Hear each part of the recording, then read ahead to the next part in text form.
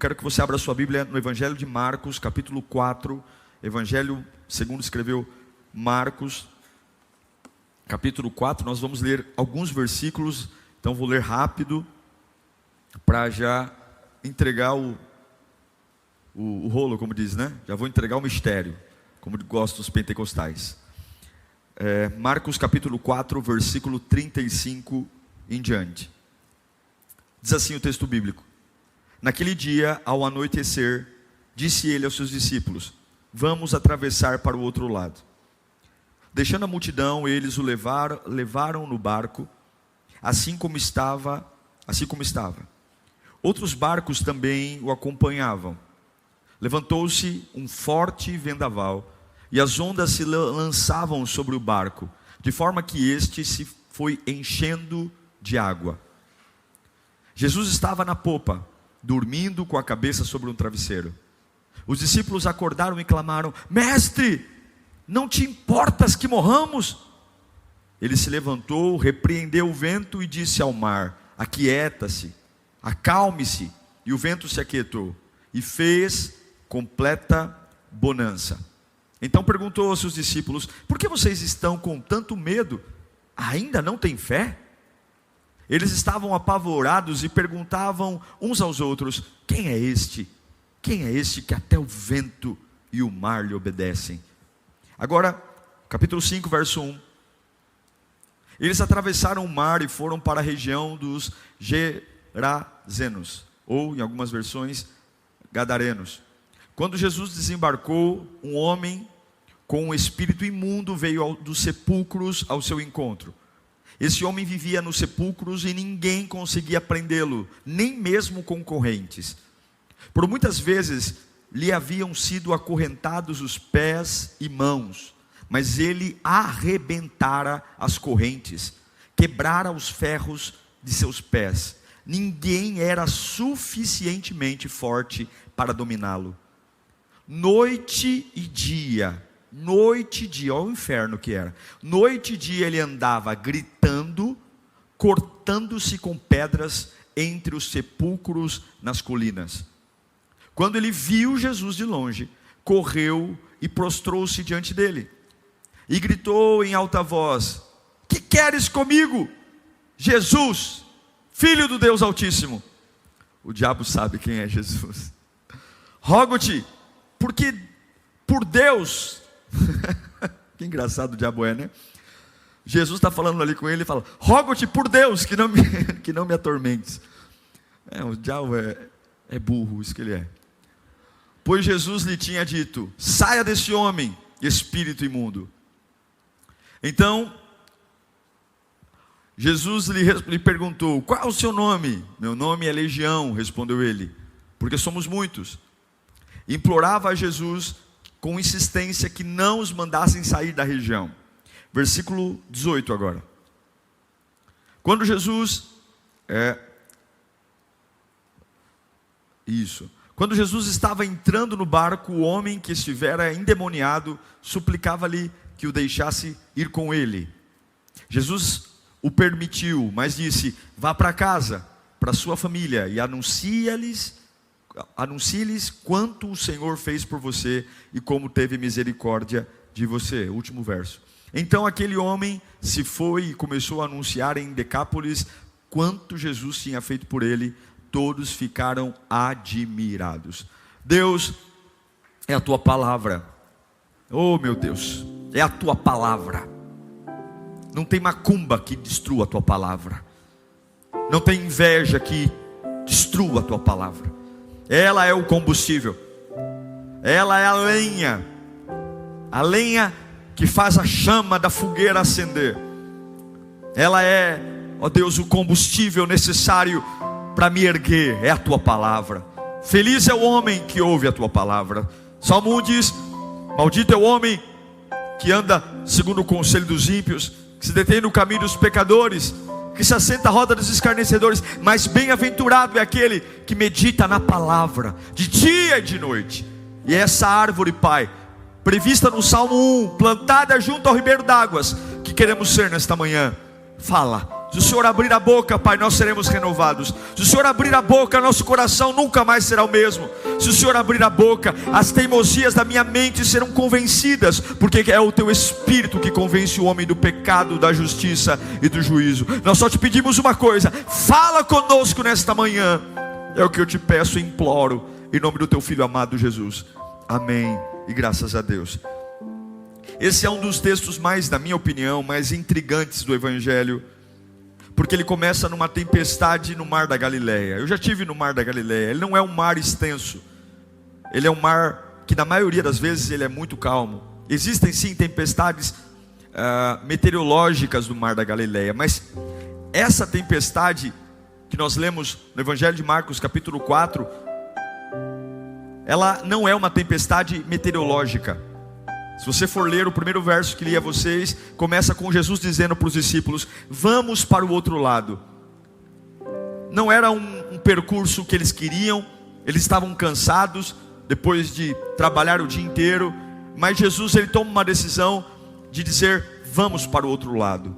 E a primeira coisa que eu quero que você compreenda, quando Jesus dá uma ordem dizendo: vamos para o outro lado, o inferno inteiro pode se levantar contra, mas se Jesus disse: vamos para o outro lado, querendo a tempestade ou não, você vai chegar do outro lado. Jesus nunca se engana, Jesus nunca se arrepende. Quando ele diz: olha, discípulos, nós vamos para o outro lado, pode ter certeza, eu não sei quanto tempo vai demorar, mas que você chega do outro lado, você chega. Eles entram no barco e do nada, Jesus está dormindo, vem uma tempestade, você conhece, é uma tempestade que não é meteorológica, é uma tempestade espiritual. Essa tempestade solavanca o barco, balança o barco, enfim. Mas o que é importante entender? O que tem do outro lado? Jesus sai de um lugar dizendo que vai para o outro lado, e no meio desse percurso, que é o mar da Galileia, uma tempestade que não é meteorológica, é espiritual, se levanta. O que tem do outro lado? Esse é o segredo. Por que esse trajeto está tão conturbado? Por que Jesus não perde o sono? Mas por que os discípulos acordam Jesus dizendo: mestre, não importa-te que morramos? O que tem do outro lado? Do outro lado tem uma cidade, Decápolis, Gadara, uma cidade debaixo do jugo romano, uma cidade tão oprimida, ao ponto de deixar as pessoas perturbadas. Uma cidade que abrigava um homem que era o exemplo da cidade. É como se você vai para o Rio de Janeiro, todo mundo vai: eu preciso conhecer o Cristo Redentor. O cartão postal do Rio de Janeiro é o Cristo Redentor.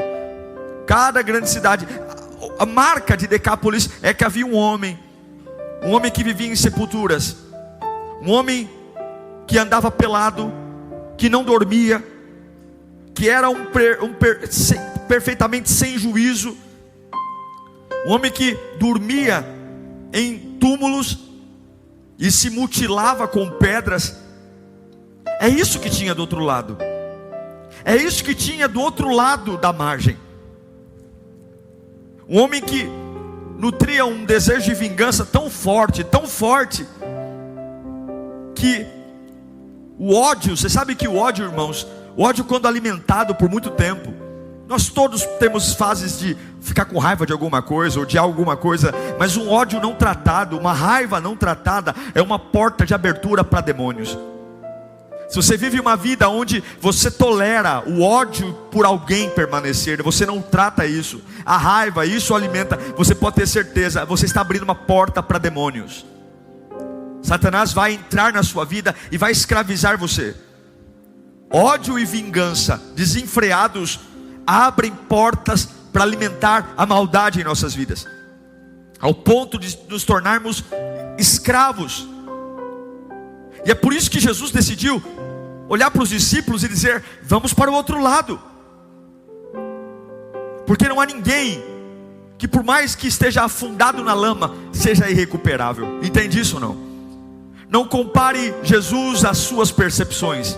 Não ache que a minha e a sua avaliação do que é possível é a avaliação de Deus. Para Deus, todas as coisas são possíveis. Não existe uma pessoa tão atrapalhada que o Espírito Santo não possa alcançar. Não existe problema tão profundo que ele não possa restaurar. Não, e lá do outro lado há um homem que é um problema. Ele é um problema, prende-se ele e não fica preso. E não é só um problema para os outros, ele é um problema para ele. Miséria, malignidade. Um homem que era cavalo das forças do mal, um homem que não tinha raciocínio, e não só uma destruição externa de se ferir, mas uma destruição interna. Em Marcos 5,5, vou ler novamente, a Bíblia diz que ele andava sempre, noite e dia, esse endemoniado, esse homem, andava gritando e cortando-se com pedras entre os sepulcros e colinas. Eu sei que é chocante olhar um texto desse e falar, nossa, coitado. Mas muitas vezes você que acabou de pensar, nossa, coitado, está igual a ele. Talvez não se corta com pedras, talvez não dorme num cemitério, mas dorme numa cama que tem um belo lençol lavado, num travesseiro lindo e cheiroso, mas a sua vida está entre sepulturas, entre assuntos que já morreram, entre pessoas que já morreram. E talvez você não anda dia e noite acordado, no sentido de ser um sonâmbulo, sei lá o que, um perturbado que anda nu, mas anda dia e noite escravizado pelo mesmo pensamento, pela mesma situação. E eu pergunto a você, qual é a diferença?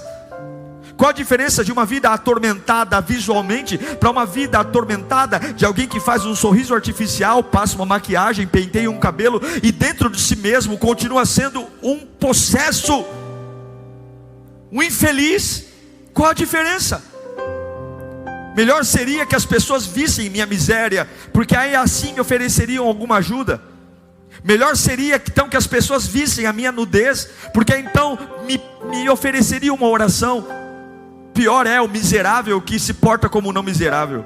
Pior é o infeliz que se porta como feliz, porque gasta tanta energia para transparecer o que não é, e o orgulho é tão alto que não reconhece sua própria miséria. Você entende por que Jesus disse aos apóstolos, vamos para a outra margem? E você entende por que essa caminhada, ou esse percurso de barco não foi um percurso tranquilo? Havia um homem ali que era atormentado por demônios. E eu não sei se você sabe, mas a minha Bíblia diz em João 10:10, o que o diabo faz quando tem uma pessoa nas mãos? Não há outra razão para o diabo querer você, senão apenas para furtar, matar e destruir. Não há nada além que ele queira. O diabo não tem nenhuma misericórdia por nós. Satanás não tem compaixão, Satanás não tem pena, Satanás não tem tolerância. Ele não pensa duas vezes em puxar o gatilho. Ele não pensa duas vezes em empurrar você precipício abaixo. Ele não tem nenhum tipo de educação com você. Ele é bruto. Só que ele, muito mais do que bruto, ele é inteligente. Mas se o diabo veio para roubar, matar e destruir, isso é chocante.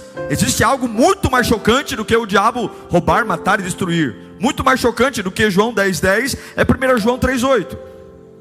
A minha Bíblia diz que aquele que pratica o pecado é do diabo, porque o diabo vem pecando desde o princípio. Mas o diabo vem pecando desde o princípio. Mas para quê? Mas para isso o Filho de Deus se manifestou. Para quê? Para fazer o quê? Para destruir. Qual é a especialidade de Jesus em nós? Destruir as obras do diabo. O diabo mata, destrói, mas Jesus ele veio para destruir o que o diabo faz. Você entende por que Jesus disse para os discípulos, vamos para outra margem? Vamos. E o nosso Deus é tão poderoso, que quando o barco de Jesus coloca, ele atraca na praia, aquele homem que ninguém segura, que as algemas não seguram, a prisão não segura, o homem que anda nu, não dorme. Imagine uma pessoa cavala do diabo mesmo, escrava. A Bíblia diz, em Marcos 5:6, que quando esse homem que ninguém segurava, quando esse homem que ninguém conseguia dominá-lo, e quando viu Jesus ao longe, o que ele fez? O que o endemoniado fez? Que ninguém segura, que as correntes não seguram, que tem uma força que ninguém, ele correu, esse prostrou-se, no original é prosquineu, significa adorar de joelhos, porque até o diabo adora o nosso Deus. Adorar é reconhecer o que Deus é. Satanás sabe que ele pode roubar, matar e destruir, mas quando Jesus põe o pé na praia, não existe morte que sobreviva à vida de Cristo Jesus. O demônio se ajoelhou, e o que o diabo disse? Você é poderoso. O que eu quero me ater aqui, para você que está me assistindo, para você que está aqui, por que essa palavra me encantou? Tudo que disse até agora não é novidade para você, mas eu queria olhar para dois lados. Jesus vindo em direção a Decápolis, e esse homem possesso. Eu não sei como você está aqui hoje, mas todo mundo aqui passa por dor, ok? A dor é algo muito constante na nossa vida. A dor vem sem avisar e de repente ela chega e machuca. Mas tem uma coisa que eu aprendi sobre a dor, além de chegar de repente. A dor, por mais maduro que você seja, por mais experiente, dinheiro, faculdades, a dor sempre vai mexer com o nosso raciocínio. Uma pessoa que está com dor, ela pensa diferente. Pode ter certeza, quando você está com muita dor de cabeça, alguns assuntos você vai dizer: nossa, hoje eu não estou com cabeça para isso, eu não consigo raciocinar direito. Quando a gente tem processos de muita dor, a gente erra o troco, a gente esquece coisa em casa, a gente esquece o que não poderia, porque a dor, ela mexe com o nosso raciocínio. A dor, ela mexe com a capacidade de pensar, e de repente eu não consigo mais raciocinar. Eu não sei como que esse homem lá em Gadara, a gente está vendo o final da história, a gente está vendo um homem endemoniado, a gente está vendo uma pessoa possessa, enfim, mas a gente tem que entender que não começou assim, ok?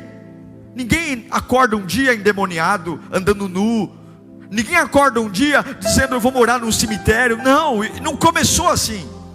Eu tenho certeza que isso começou com uma dor, uma revolta, um ódio, alguma coisa que veio e ficou. Olha, irmãos, e quando a dor pega forte na gente, quando a dor vem forte, coisas que a gente entenderia basicamente, de repente a gente não entende mais, porque mexe com o nosso raciocínio. Aquilo que era absurdo para mim já não é mais absurdo, e aquilo que nunca eu dizia que ia aceitar, e é por isso que tem pessoas que começam a dizer no meio da dor: eu não vejo mais sentido em buscar a Deus, eu não vejo sentido em ir para a igreja, e agora para mim eu quero é beber, eu quero é fumar, porque a dor mexe com o raciocínio. A dor mexe. Não subestime a dor. Não subestime. A dor mexe com a nossa forma de pensar. A dor mexe com o apetite. Sim ou não? Alguns perdem o apetite quando estão com muita dor. Outros, o apetite aumenta. A dor desregula o nosso peso, o nosso sono. Mas o pior, a dor altera a nossa personalidade. Tem horas que a gente dói tanto, porque a dor tem o poder de fazer você deixar de ser quem você é. É como você fala: pô, dói tanto, que eu não consigo mais reconhecer quem eu sou. Eu não sei mais quem eu sou, eu não sei mais o que eu penso direito, eu não sou. E aí vive a música Deixa a Vida Me Levar. Eu não sei quem esse homem era, esse endemoniado, eu não sei nada dele. Eu só sei o que a dor fez com ele. Agora ele é um homem nu, agora é um homem preso em sepultura, agora ele é um endemoniado, agora ele é um problema, agora ele é um desgraçado, agora ele é um indigente. Mas eu garanto que não começou assim. Ele não nasceu assim. Deus não fez para isso. Deus o projetou para ser algo diferente, mas a dor matou ele. A dor matou, meus irmãos. A dor tem o poder de impedir você de ser quem você é. A dor tem esse poder. Eu afirmo, a dor é um jogo muito mais mental do que físico. A dor é um jogo muito mais, não é o sangrar, não é o hematoma, não é a dor nas costas. É um jogo muito mais do que eu penso no meio dela, do que propriamente do quanto machuca a minha vida. E eu te garanto que se você não enfrentá-la, a sua dor, se você não enfrentá-la, se você fugir dela, aprender a conviver com ela, se você se adaptar a ela, baixar suas expectativas. Ah, pastor, eu não penso como antes. Ah, agora eu me conformei em conviver. Se você trouxe a dor para morar na cama ao lado, se você trouxe a dor para morar no quarto ao lado, ela vai deformar você como deformou o gadareno. Você só vence a dor quando enfrenta. E é isso que o diabo quer, que você mude de territórios levando a dor. Certamente esse homem não viveu o começo da vida dele num cemitério. Não, ele devia ter uma casa, ele devia ter uma família, pelo menos um pai e uma mãe tem que ter. Não é filho de chocadeira? Tinha que ter alguém, tinha que ter um trabalho. Mas o que aconteceu? Ele foi mudando de territórios. Só que ele não enfrentou a dor, e a dor foi seguindo ele. E agora ele mora onde? Ele mora num cemitério, e a dor está lá. E agora ele anda nu, a dor está lá. Não adianta você mudar de territórios sem você não mudar ou enfrentar a dor. Agora preste atenção nisso. Observe na sua vida. Cada vez que você está prestes a entrar num novo nível na sua vida, profissional, ministerial, financeiro, olhe para mim. Presta atenção na sua vida, não hoje, mas ao longo da sua vida. Lembra do primeiro emprego, lembra de um sonho realizado, aqueles momentos que antecedem as grandes conquistas. O que sempre aparece? O que sempre aparece? Eu não sei na sua vida, mas na minha vida, toda vez que passa um filme dos momentos mais legais, mais inspiradores, os momentos que antecedem esses momentos sempre são marcados por tempestades. Sempre. Toda vez que eu quero entrar num novo território, fazer algo diferente, um curso, uma faculdade, arrumar minha vida de alguma forma, sempre, antes de eu chegar nesse novo território, sempre chega algo. O inferno sempre se levanta. Toda vez que eu vou tentar tomar uma decisão para mudar a minha mente, reiniciar meus planos, uma tempestade vai vir. Toda vez que eu tentar impedir que algo de mal aconteça, eu quero me erguer, Satanás sempre vai impedir, porque ele vai tentar impedir, porque ele não quer que eu chegue no meu destino. Você entende por que quando Jesus coloca os pés no barco e disse, vamos para o outro lado, você entende por que há uma tempestade? É como se o diabo fosse ao inferno dizendo, nós não podemos deixar que Jesus chegue no território dele. Ele nunca enfrentou a dor, nós temos ele em nossas mãos. Só que se Jesus colocar os pés na praia, nós estamos ameaçados. Então soprem ventos contra o barco de Jesus, soprem ventos. Jesus não pode entrar nesse território que é nosso. A preocupação do diabo não é com o homem endemoniado. A preocupação do diabo é que Jesus entre no território, porque existe um poder no território, existe um poder na atmosfera. Poucas pessoas conseguem sobreviver num ambiente opressor. Poucas pessoas conseguem sobreviver num ambiente de fé, que não tem fé, perdão. Quando há o derramamento do Espírito Santo, a minha Bíblia diz que estavam todos reunidos no mesmo lugar, e uníssono eles oraram e o Espírito Santo veio. Há um poder num território consagrado. E o diabo sabe que se Jesus colocar os pés no território, alguma coisa vai mudar. Então o problema não é o homem, o problema é Jesus encontrar esse homem. Então soprem os ventos. Vamos empurrar o barco de Jesus para longe, porque nós não podemos deixar que esse novo território seja curado. Empurrem. Tempestades não são macumba. Tempestades não é azar. Ai pastor, eu estou com um baita azar. Ai pastor, eu não dou sorte na vida. Não, tempestades é uma estratégia, porque o diabo sabe que você está prestes a entrar num novo nível. A tempestade não é porque você é fraco, a tempestade não é porque você tem azar. A tempestade é a última carta na manga que o diabo tem, de impedir que você vença algo que Deus tem para você. A tempestade, ela é algo que o diabo tem, porque ele sabe o quanto você é valioso. E ele sabe que se o diabo veio para roubar, matar e destruir, o meu Jesus veio para destruir as obras do diabo. E ele sabe que se o barco de Jesus atracar na praia, ele sabe que se o barco de Jesus atracar na praia, Satanás vai ter que se ajoelhar, o vício vai ter que se ajoelhar, A prostituição vai ter que se ajoelhar, as macumbas vão ter que se ajoelhar, porque diante de mim ninguém se ajoelha, mas quando o meu Cristo põe o pé na praia, o inferno se ajoelha. Tempestades querem atrasar a chegada de Jesus. Tempestades querem jogar o barco de Jesus para outra ilha, para outra direção. Mas acredite, tempestades estão lá, a fúria está lá, porque você é uma ameaça quando está perto de Jesus. Uma ameaça para quê? Uma ameaça para o inferno. Uma ameaça para o inferno. Tempestades estão lá, elas atacam você porque elas querem segurar você mais 10 anos assim, mais 5 anos assim. Tempestades estão lá porque elas sabem que o território está preso, o território está consagrado. Você já é um cavalo do diabo, a minha vida já está subjugada a demônios. Eu já estou um zumbi vivo, que vive no meio de túmulos, que me autoagride. E principalmente, o diabo não quer que você execute o que Deus tem para você. E como que ele usa isso?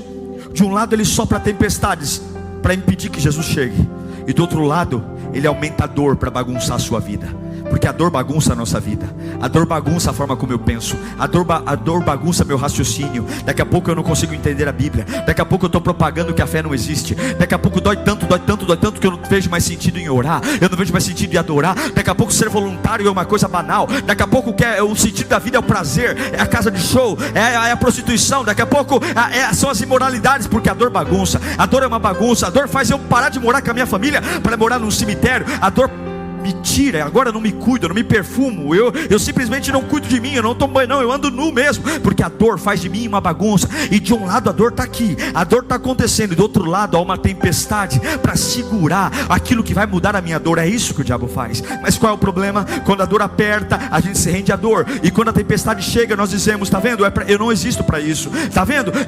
Eu nunca vou ser feliz, está vendo? Eu não tenho sorte. Agora que começaram a abrir uma porta para mim de emprego, agora que eu achei que ia dar certo, vem essa tempestade. E a tempestade é o contrário. A tempestade está dizendo: você está no caminho certo. Eu só mandei essa tempestade porque eu sei que você é uma ameaça para mim. Eu só mandei essa tempestade porque eu sei que se Jesus chegar perto de você, você vai destruir tudo que eu plantei aqui, toda morte e destruição. Então acorde, Deus te deu uma cabeça para pensar. Se os ventos estão tentando impedir que algo chegue, não é porque você está debaixo de jugo de macumba, não é porque você está debaixo de jugo de inveja, não. Satanás sabe que você com Jesus é um perigo para ele. Satanás sabe que você com Jesus é um perigo. A dor não se preocupa com você, a dor só quer seu território. O diabo está se lixando para você, o diabo quer seu território. Eu quero dizer uma coisa: o inimigo sabe o que você pode se tornar. Talvez você não saiba, mas o diabo sabia o que aquele homem endemoniado poderia se tornar se Jesus encontrasse ele. O inimigo sabe o que você pode se tornar se Jesus estiver na sua vida.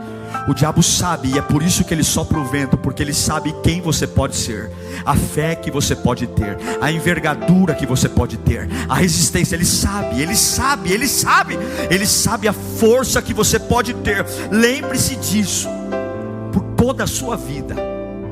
A tempestade sempre ocorre antes de Deus te dar um novo território.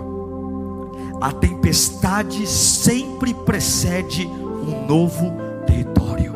Por que há uma tempestade? Porque algo está chegando. Sopra o vento, os demônios jogando o vento contra o barco de Jesus. Os discípulos: vamos morrer. E Jesus dormindo. Sopra o vento, e Jesus levanta, porque os ventos sopram, balançam. Mas aquele que confia no Senhor, até nos piores momentos, vai dormir. Jesus acorda e fala: vocês não têm fé? Qual é o diabo que tem vento suficiente para virar o meu barco? Qual é o demônio? Eu duvido o demônio que me joga na água. O diabo pode balançar, ele pode rugir, ele pode gritar, porque ele é como um leão, mas o leão da tribo de Judá é um só: Jeová Jireh, Elohim. Oh, ele é único. Eu aposto que tem alguém me assistindo aqui, ou aqui presente, que talvez você quase morreu no berço. Eu aposto que tem alguém me vendo aqui que teve uma infância muito difícil, talvez, de abusos, assédios, bullying. Eu aposto que tem gente me ouvindo aqui que sofreu ferozmente tempestades ao longo da sua vida. E tempestades sempre acusam o medo que o diabo tem do que você pode se tornar. O diabo tem medo de quem você pode se tornar. O diabo tem medo de quem você pode ser. É por isso que as tempestades vêm. É por isso que elas vêm, porque ele quer segurar você longe de quem você pode ser. Porque você, no lugar certo, você cumpre o que Jesus disse: eu vim para destruir as obras do mal. Pessoas que foram inexplicavelmente abandonadas, solitárias, desprezadas, pessoas condenadas ao ostracismo, jogadas no canto sem explicação, rejeitadas sem nunca terem feito nada. Essa semana eu vi um vídeo que eu chorei. Uma mulher, uma mãe colocando uma criança de 2 anos na rua, dizendo para aquela criança: eu não quero você. Alguém viu essa reportagem? Eu não quero você. Eu chorei. E a criança dizia: mamãe, mamãe, eu não quero você. Os vizinhos pegaram a criança, colocaram a criança na casa deles, chamaram a polícia. Em 2 anos, a irmã do menino de 8 anos foi lá, abraçou o irmão, abraçando ele. A mãe foi implorar para a filha de 8 anos, foi implorar para a mãe: mãe, pelo amor de Deus, deixa ele entrar em casa. Eu não quero você. Levaram a mãe para a polícia. O delegado falou: eu não quero ele. Não fique com dó dessa criança não, porque o diabo tem medo do que ela vai se tornar. O diabo tem medo do que ela vai se tornar.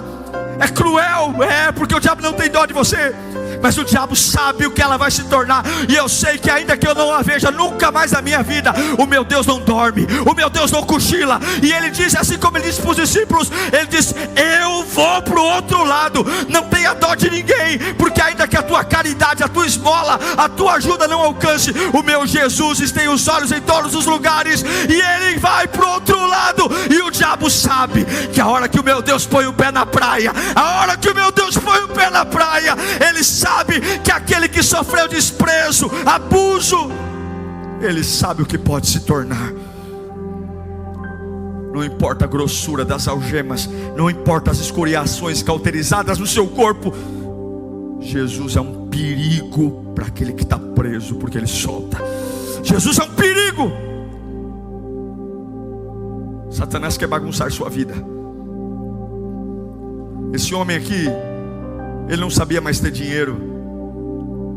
Tem gente que não sabe mais ter dinheiro. Tem gente que não sabe mais estar em companhia. A dor nos torna intolerantes. Tem pessoas que não sabem mais viver nem em civilização, se tornaram ogros, sem modos, porque lugares nos puniram e a dor fez uma bagunça. A tempestade. E estamos morando em sepulturas, lugares que abrigam lembranças do que quebrou, do que faliu. E não adianta. Não adianta, porque a dor, além de uma guerra externa, cria uma guerra interna. Veja que o texto bíblico diz que esse homem, ele se mutilava com pedras. Se já não bastasse perder família, se já não bastasse perder emprego, dignidade, ele ainda se machucava.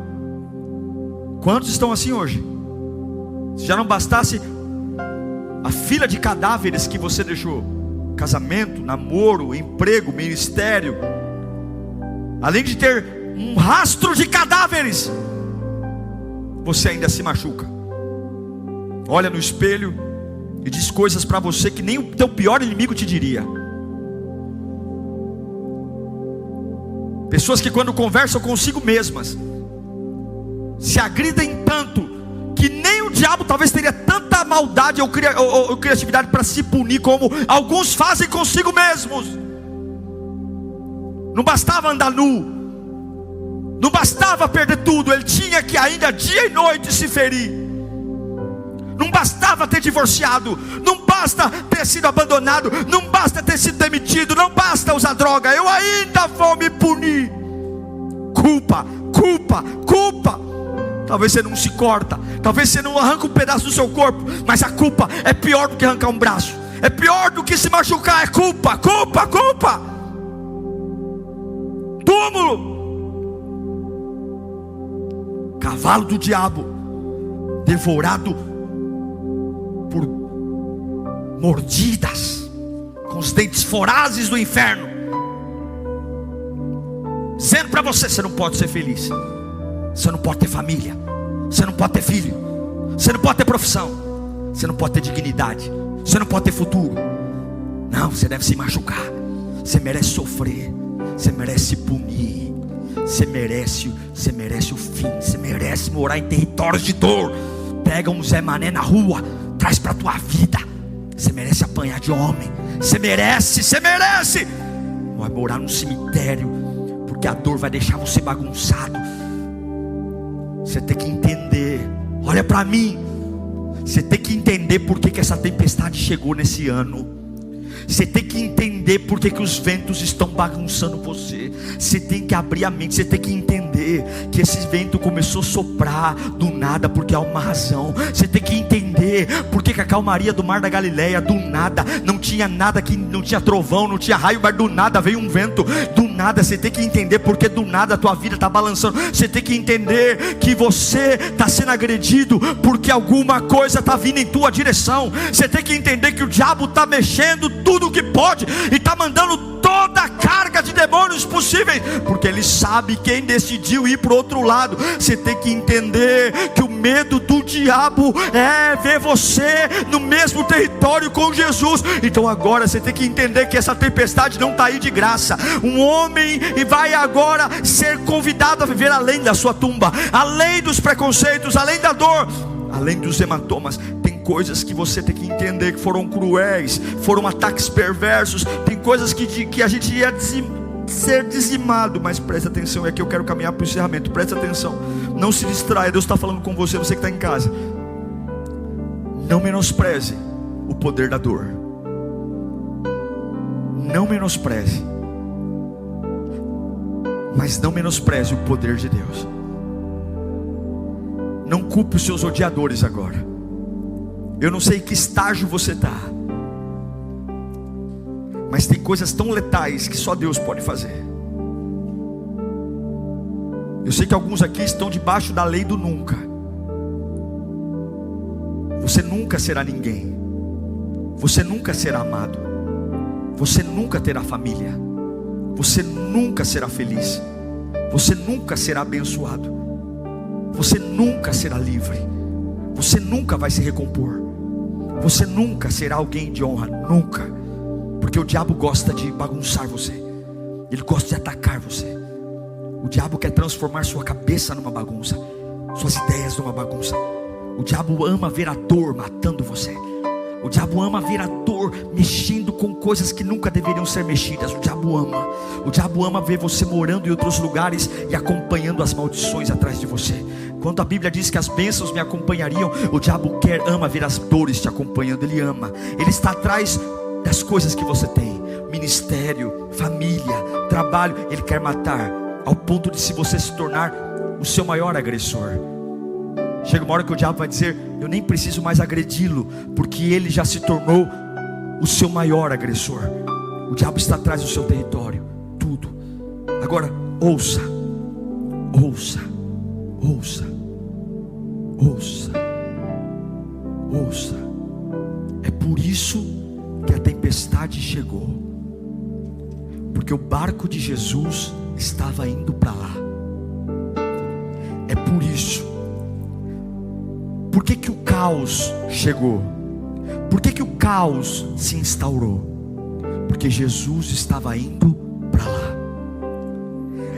Observe as tempestades que você teve ao longo da sua vida. Veja, a maioria delas aconteceu antes de uma vitória. Observe as maiores conquistas que você já teve na vida. Observe o que aconteceu antes delas. Vitória. Tempestades sempre precedem vitórias. Quando você ainda nem sabia direito quem era, as tempestades estavam lá. Quando você ainda nem tinha entrado no mercado de trabalho, as tempestades estavam lá. Agora, olhe para os momentos da tua vida que as tempestades chegaram, os piores momentos, aqueles momentos que você não achou que ia resistir. Me responda, como é que você conseguiu chegar até aqui hoje? Como é que você está aqui? Lembra de cada uma delas. Quando você chorou no pé da cama e disse: eu não vou suportar essa tempestade. E eu pergunto para você, se aquilo que você disse aquele dia fosse verdade, o que você está fazendo sentado nesse culto hoje? O que você está fazendo aqui agora? Se aquela tempestade fosse tão poderosa, por que você ainda está vivo aqui? Por que você ainda está ouvindo esta palavra? Porque aquelas tempestades nunca foram a ousadia do diabo. As tempestades sempre apontam o medo do diabo. Quanto maior a tempestade, maior é o medo que o diabo tem do que Deus vai fazer você se tornar.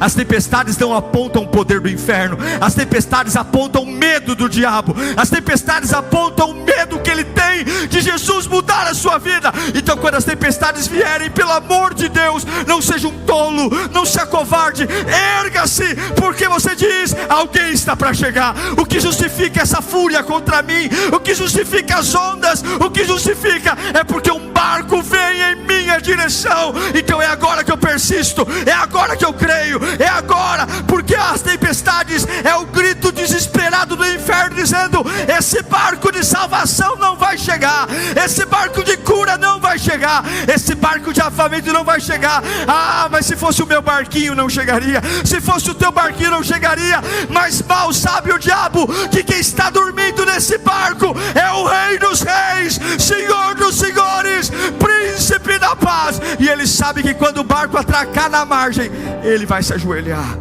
Ele vai. O diabo morre de medo de você. O diabo tem medo de você. Ele tem medo do que Deus vai fazer você se tornar. Ele tem medo do que Deus vai fazer você se tornar. O diabo não puxa o grande sobrenatural para agredir fracotes. O diabo não puxa as grandes tempestades do inferno para atingir inofensivos. O diabo não arranca os ventos fortes da Galileia para atingir gente mequetrefe. Ele arranca do inferno os piores ventos, porque ele sabe que aquele que vai ser alcançado por Jesus tem propósito, tem unção. Eu não estou te motivando apenas a dar glória e aleluia. Eu estou te motivando a abrir os ouvidos espirituais, abrir os olhos espirituais, a abrir a boca e dizer: a tempestade existe porque o diabo está sendo ameaçado.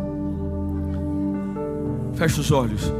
A tempestade está aí porque o diabo está sendo ameaçado. Essa é a razão da tua tempestade. É o medo do diabo de você se tornar o que Deus te fez para ser. É o medo do diabo de você deixar de ser um cavalo dele para ser um filho de Deus. É um jogo sujo do diabo, é um jogo sujo. Mas antes que ele cresça, é o que ele pensa: eu vou destruí-lo. Antes que ele seja livre, eu vou amarrá-lo mais. Antes que ele seja restaurado, antes que ele possa aprender a Bíblia, eu vou bagunçar a mente dele. Antes que ele acredite em Deus, eu vou alcançá-lo e vou torná-lo um autoagressor. Toda tempestade vai tentar impedir você, mas Jesus está aí. Jesus está aí. Não é acaso, não é. Quando Jesus levanta as mãos no meio do barco, ele manda os ventos se cessarem. Feche os seus olhos.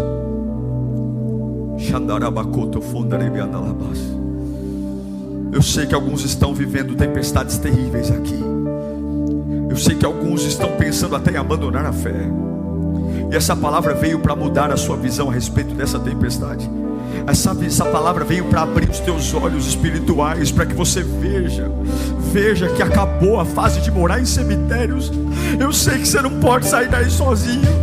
Jesus não está te culpando porque você não consegue sair daí sozinho. Tem roscos que são fortes demais, tem possessões que são fortes demais. Mas hoje o Salvador da vida disse: eu vou para o outro lado, eu vou. Entrem no barco, porque hoje eu vou mudar a história de alguém. Entra nesse barco, porque desde a infância o diabo sabe quem ele vai se tornar. O diabo sabe. O diabo sabe o plano que eu tenho para ele. O diabo sabe. Vamos, demônios, soprem ventos. Vamos, demônios, soprem ventos. Mostrem meu ódio contra ele, mostra a minha fúria contra ela. Levante-se, arrebenta a infância, arrebenta a adolescência. Vai lá, prejudica no trabalho. Vai lá, levanta os vizinhos contra. Vamos soprar, porque ninguém pode chegar. A dor vai bagunçar a mente dela, a dor vai bagunçar, mas o barco de Jesus balança, mas não vira. O barco de Jesus balança, mas não vira. E a hora que Jesus acorda, a hora ficar surpreso, porque quem tem domínio não tem pressa, quem tem domínio não tem medo. A hora que Jesus acorda, ele dá bronca nos discípulos, dizendo: por que vocês estão com medo? Qual é o vento do inferno que derruba o propósito do céu? Qual é o vento do inferno que para o céu? Ninguém. Ele veio para roubar, matar e destruir, mas o meu Cristo veio para destruir as obras do diabo. Oh, o Deus de paz esmagará Satanás sobre nossos pés. Olhe para mim. Quando Jesus colocou os pés na praia, o diabo se ajoelhou possesso daquele homem, expulsou o demônio. Depois aconteceu os espíritos indo para os porcos. Isso é outra questão, não importa agora. Importa o homem. O homem foi liberto. Sabe o que ele se tornou? Ele se tornou um pregador do evangelho. Jesus falou assim: estou indo embora. E ele falou: deixa eu ir com o senhor. Não, você vai ficar aqui em Decápolis para mostrar para todo mundo que você não é mais um nu, um louco, um doente. Você vai abrir a boca e você vai ser gerador de esperança. Você vai apontar para a salvação. Você vai ficar aqui. E a Bíblia diz que a cidade inteira, que antes estava assustada, agora está todo mundo boquiaberta. O assunto não é mais o lunático que anda nu, que se agride, que mora em cemitérios. O assunto agora é um homem que encontrou Jesus, e o território dele foi curado, a alma dele foi curada, e agora ele prega a cura, a libertação. É por isso que a tempestade chegou. É por isso que a tempestade veio. Olha, meu irmão, toda tempestade antecede avivamento. Você está entendendo isso ou não? Entende? Coloque a mão no seu coração. Pai, eu oro por esse povo agora. Toda bagunça gerada pela dor, que afetou o raciocínio, que afetou a fé, que afetou a espiritualidade, toda bagunça gerada pela dor, que mexeu com a alma, agora, em nome de Jesus, o Senhor está vindo. A tempestade pode me assustar, mas a tempestade não para o que o Senhor vai fazer. Venha Jesus, venha Jesus, venha, venha, venha com o teu poder, venha, venha, venha com a tua glória, venha, venha. Como é bom sentir essa presença. E agora eu estou vendo a minha dor se ajoelhar diante dele. Eu estou vendo aquilo que gritava dentro de mim se ajoelhar. A falta de perdão se ajoelha, a raiva se ajoelha, o ódio se ajoelha, a incredulidade se ajoelha. Não há mal que não se ajoelhe, porque ele é o rei, ele é o rei, ele está acima de tudo. E algo começa a nascer em mim, algo que eu nunca pensei, que nunca imaginei. As feridas são curadas, a boca é curada, a alma é curada, porque o meu Deus é especialista em destruir o que o diabo faz. O meu Deus é especialista em restaurar a família. O meu Deus é especialista em recuperar o homem da droga. O meu Deus é especialista em levantar pessoas do alcoolismo e colocar de novo uma reputação. O meu Deus é especialista em ver empresas quebradas. O meu Deus é especialista, e tudo aquilo que foi vergonha será dupla honra.